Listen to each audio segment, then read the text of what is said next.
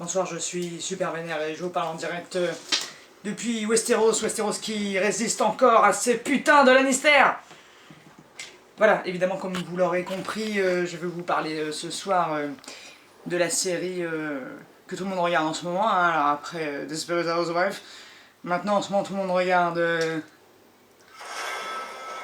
Game of Thrones.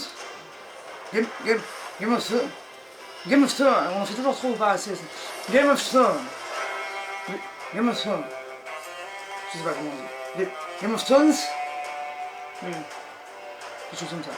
Si vous ne voulez pas vous faire spoiler, spoiler c'est une petite gâchée en anglais, donc la série par des gens qui vont vous raconter tout ce qui va se passer alors que vous n'avez pas, par exemple, vous n'avez pas commencé à regarder la 4ème saison, dépêchez-vous, ou alors allez vivre au Groenland, ne parlez plus à personne, n'allez plus sur Facebook ni sur Twitter parce que...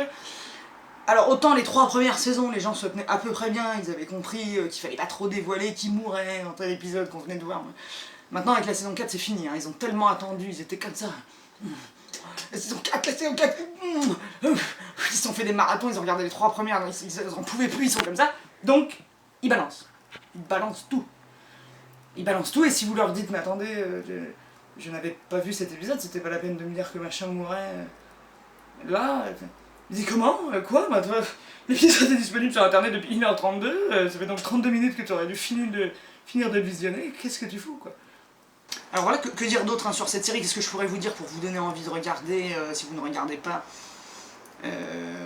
puisque c'est mon but, hein, moi je suis plutôt pro Game of Thrones, parce qu'il y a des anti. Il y a des anti-tout, hein, je pense qu'il faut s'attacher au personnage. Alors le personnage que les gens préfèrent c'est le nain. Est-ce parce qu'il est nain, je ne sais pas. Je pense que c'est aussi parce qu'il est rigolo, hein. Il est assez décalé dans cet univers qui, vous l'aurez compris vaguement si vous ne vivez pas au Groenland, se passe dans un univers médiéval fantastique, donc les gens se battent avec des épées, etc. Donc c'est plutôt dans une sorte de passé imaginaire. Lui, en revanche, on a toujours l'impression qu'il va sortir son smartphone, qu'il va envoyer des emails, enfin, il est un personnage beaucoup plus moderne dans sa philosophie que les autres, hein. Quand il parle, c'est assez intéressant, et puis il est nain, hein, je vous l'ai déjà dit, mais quand même ça donne un petit charme au personnage. Il est très très loin de ce qu'on fait nous quand les gens sont nains, parce que nous par exemple quand on a une actrice naine on fait Joséphine Angernia. Oui, c'est la monstrueuse parade, je ne sais pas, lui il a un rôle normal de personne qui est atteinte de nanisme, enfin qui est une personne normale. Ce n'est pas un petit être bizarre comme ça qui apparaît pour... Oh, tilili, comme la sorcière bien aimée, tilili. Ça aussi c'était marrant, la mère de famille, c'est une magicienne. Non, c'est juste une bonne femme qui fait la cuisine et le ménage du matin au soir, hein, une magicienne, une mère de famille. Bah les naines non plus, hein, c'est pas des anges gardiens. Donc voilà. Donc le traitement de la différence, en tout cas, c'est pas vraiment un handicap. Enfin si, on est plus petit quand même. Ouais, puis on est moins fort, ça. Enfin en tout cas dans cet univers-là, c'est franchement un handicap. Hein. Bon, c'est bien. Moi, je trouve que... Enfin, si j'étais nain, je trouverais vraiment ce personnage super. Je me dirais, tiens, enfin quelqu'un normal. Voilà. Alors sinon, bon, je vais vous les faire en bloc, hein, parce que, voilà, par le nain... Donc, il y a, alors, par exemple, la famille Stark. Une famille intéressante, la famille Stark. Si vous connaissez, par exemple, les Atreides, ben, c'est rien à côté des Stark. Hein, ils ont une vie sympa. Le mot malédiction, là, ça prend son sens. Qui y a d'autre Alors sinon il y a qui? Il y a les Lannister. Alors pour vous faire rapidement le topo, les Lannister s'ils vivent maintenant dans notre univers, ils habitent à Versailles, ils iraient à la messe tous les dimanches. Comme ça, on les aimerait pas parce qu'ils seraient là, ils seraient blonds, ils seraient beaux, ils seraient toujours comme ça. Ah, ma fille elle a 18 de moyenne. Ah oui, ils vont à Notre-Dame des Oiseaux, dans l'école, nanana, on serait là, voilà. Ce serait un peu des gens comme ça, mais en fait, par derrière, ils seraient incestueux, ils seraient dégueulasses, ils feraient que des magouilles et tout, ce serait des gros mecs. Ce serait les Le Pen un peu. Ouais. Comme ça, des gros blonds. Non, parce que les Le Pen ils sont pas beaux. Enfin, les Le Pen en beau, je ne sais pas qui c'est, mais ce seraient des gens qu'on aime bien détester en tout cas, c'est sûr.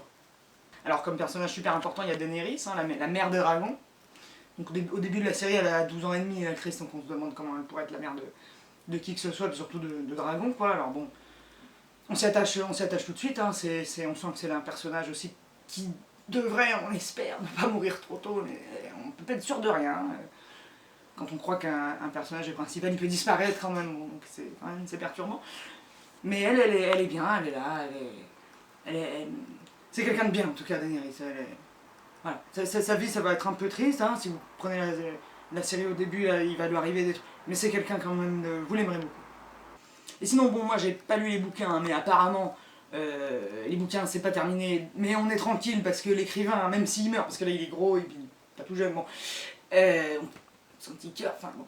Alors, normalement il a prévu le coup, il a dit au réalisateur et au scénariste comment ça devait se terminer. Donc normalement, nous qui lisons pas les bouquins parce qu'on est complètement cons, mais qui regardons la série parce qu'on est des beaufs, on saura comment ça se termine, parce que finalement, parce que moi je vous ai parlé des petits Lannister, des petits Stark, et de la petite avec ses dragons qui sont à la guerre, mais pendant que tous ils sont là en train de faire leur querelle de pouvoir de merde pour s'asseoir sur un siège en plus fait en épée, je sais pas si vous vous rendez compte, un confort du siège, le siège est fait en épée, enfin bon, ouais, des trucs comme ça, hein, fondus les unes dans les autres. Alors le principe est beau, hein, c'est toutes les épées des mecs que j'ai pris, j'ai fondu pour faire un siège, enfin, on va t'asseoir dessus derrière.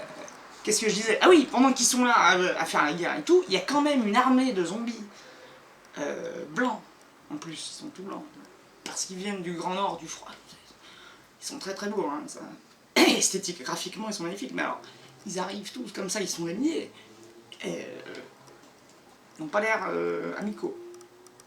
Je pense qu'ils n'arrivent pas pour jouer à la belote. Hein. Donc moi, je pense que ça va se terminer sur qu'est-ce qui se passe avec les zombies. Je ne sais pas.